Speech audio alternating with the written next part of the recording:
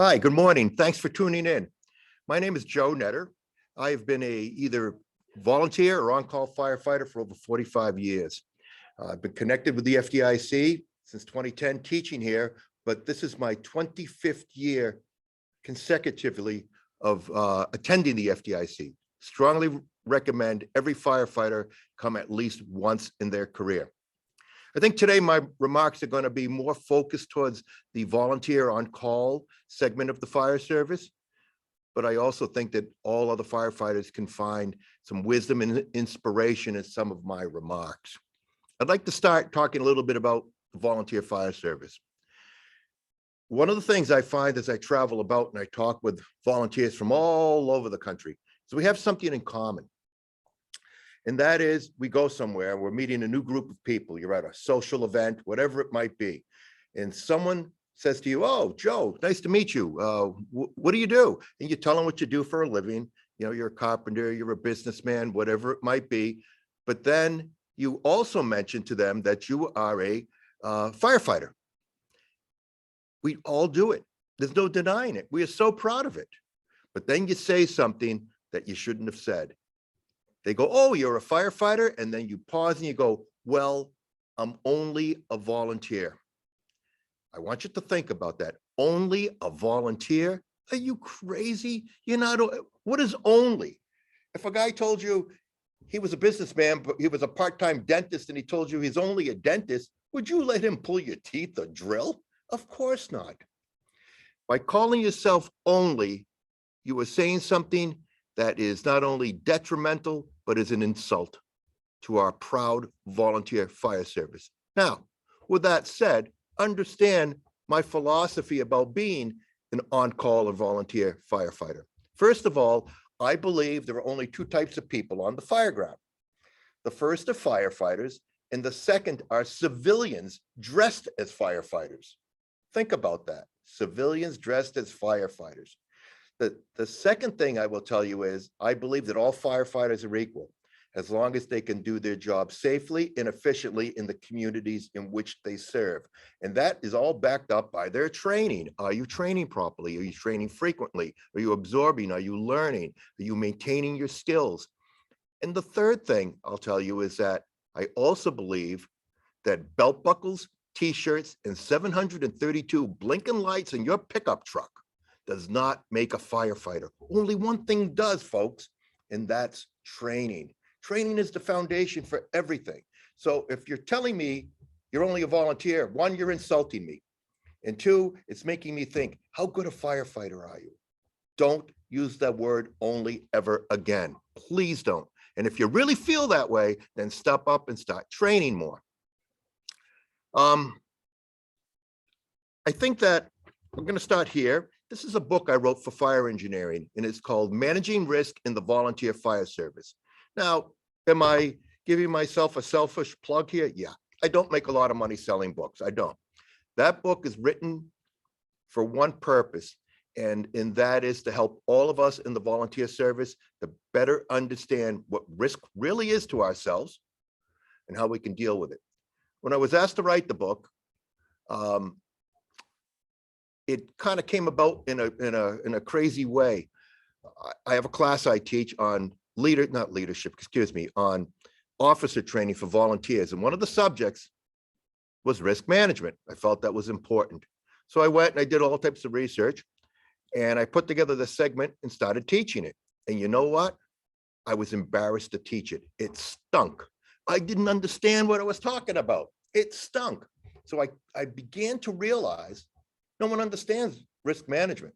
When I say risk management, to this day, everyone goes, "Oh, community risk?" And I go, "No, let's start with the risk to ourselves first and then worry about our communities." So as I put the book together, I said, here's what we're going to do. We're going to address the important things that make us steer away from risk and understanding it. One is complexity. And if we look at the NFPA 1250 standard, it is very complex to read and understand. Nothing against the NFPA, nothing against them, but we're not all attorneys who can understand what they're writing. We're not. In it, they talk about contractual transfer techniques to reduce risk. I ask all of you, have you ever studied or learned in the fire service what a contractual transfer technique is? Of course not, but it's in the standard. And we need to understand it in much more simple terms. So complexity. Complacency is another big issue. What's complacency in our fire service? Words like, that's the way we do it here, because I said so. And what are you going to do, kid? Throw books at the fire if you've tried to better yourself? That's complacency. The third one is, I think, is our culture. And we join and we think frankly, we think it's a culture of death. I don't know about you, but when I see no fear on a 21-year-old or a 19-year-old kid's fire helmet, it frightens me. How can he not be afraid? How can he not be afraid? And the skull and crossbone with the fire helmets signifies death. You're telling me you're not afraid to die? I don't know. In my many years of life and my 45 years of service, I really haven't met many people who have said to me, I don't care if I die. Of course not. So we need to understand, and that's what this book will help you to do, in plain, simple, easy to understand terms, what risk really is to us. And the focus is on the fireground and emergency scenes. We explain to you some of the risks that we experience. For instance, the period of time I studied NIOSH reports was a 10-year period of time. In those 10 years, 527 firefighters died in the line of duty. Of those 527, 120, or about 23, 24%, so call it a quarter of them, died while responding. They didn't even get to the fire and they were dead. That's atrocious. That's sad. But it's a level of risk that we need to address. Driver training, conducting ourselves safely, get to the fire alive. Then I found out something else. I started looking at how we're dying. And everyone thinks about, they were consumed by the fire, smoke inhalation. Nah, the number one way firefighters in the volunteer service died in that study period was by heart attack. Heart attack. 57%, I believe, died of heart attack of that 527. Well, okay. At that point, when I was doing this, I was a bit younger, and I immediately figured out it was all those fine old men who go out and be fire police. And we hear about a line of duty death guy who just died at 82 years old directing traffic and had a heart attack. So I blamed a high number on them. And then I got into breaking it down. And I found that it almost works out evenly. I think it was 18 to 40 was about 25. And then 40 to 50 was about 25, and then 50 to 60 something was 25, and then there up was 25%. It was even. It was even. So let's back into that and look about risk. Why are we losing firefighters 18 to 40 years old from heart attack? Think about that. What is that? What do you think is the core root of that? It's probably health and wellness. Are you taking care of yourself? Or do you think that, I'm only a volunteer. Well, if you're only a volunteer, you don't belong on my fireground. We need to take better care of ourselves. So we address driving and slowing down and learning to handle these big rigs, because you know what? A 60,000-pound truck company or ladder truck does not drive, stop, or handle like your Honda Civic. It doesn't. We have to understand these things. The third big thing that's now arising is cancer. What is your department doing? What are you doing to spread the word within your department of the dangers we face on a daily basis when it comes to cancer? When I started back, and it was I think it was 1977, April 2nd, I was given a cotton duck coat and some pull-up boots and a tin helmet, and I was instantly a fireman. And I was so proud. I worked hard, I studied, I went to a lot of classes, I trained, I became obsessed with it. And I wanted to be the best I could. But I was doing something that all the other people were doing also. I lived a distance from the station. We were allowed to respond to the scene. Okay, so where did I put my gear? In the back. I had a like a Ford Bronco at the time. So it's wide open inside. Go to a call, filthy, rotten, smelly gear, throw it in back. Beyond, as time went on, throw it in back, throw it in, wash it. Are you crazy? I want that salty look. My kids were little, they'd get in the car and smell and go, Daddy went to a fire. And here's what I didn't know. That gear was absorbing carcinogens. And the heat of the sun coming through the glass of it would heat up the gear and could release those carcinogens. So in effect, I was poisoning the people in the vehicle with the potential of giving them cancer without even knowing it. I live to this day and pray that I have not given my children or my wife that disease because of not understanding what gear is and what it can do for us. So cancer needs to be addressed. But we need to focus on risk. So the first thing we need to do is understand what risk is to us. And our primary risk, of course, is the emergency scene, as I mentioned. So let's just talk about firefighting for a moment. It's our biggest emergency scene we go to. We need to understand what our risks are. So what are they? Is it the fire? Is it the smoke? Is it the activity? Is it the driving? What is it? We need to be able to identify it.